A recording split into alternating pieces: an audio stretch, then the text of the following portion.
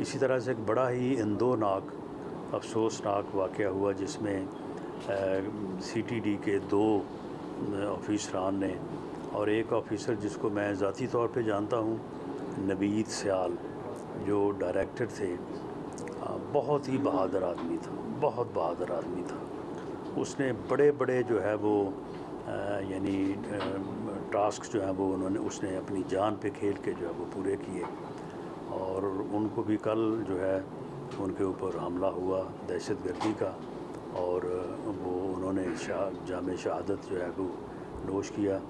ये भी एक इंतहाई अफसोसनाक वाक़या है, बहुत बड़ा नुकसान हुआ है। रियासत की जो काउंटर टेररिज़म के ख़िलाफ़ जो जंग है, उसमें नवीद सियाल का जो शहादत है, ये मैं ज़ाती तौर पे समझता हूँ कि नाकाबिले तलाफ़ी जो है वो नुकसान है। लेकिन बहरहाल हमारे तमाम जवान, हमारे ऑफिसर जो है वो उसी लगन से और उसी जो है वो कमिटमेंट से जो है वो दहशतगर्दी की जंग को लड़ने में जो है वो दिन रात जो है वो अपनी जो है वो जान हथेली पे रख के जो है वो लगे हुए हैं।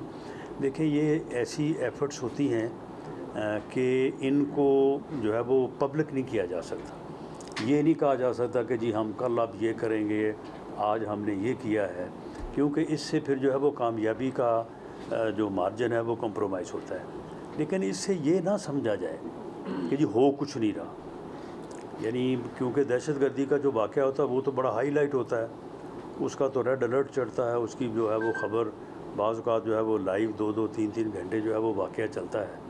तो उससे अवाम में एक तसर ये जाता है कि शायद काउंटर टेररिज्म में कुछ भी नहीं हो रहा और कोई एफ़र्ट्स जो है वो नहीं हो रही। नहीं, ऐसा बिल्कुल नहीं है।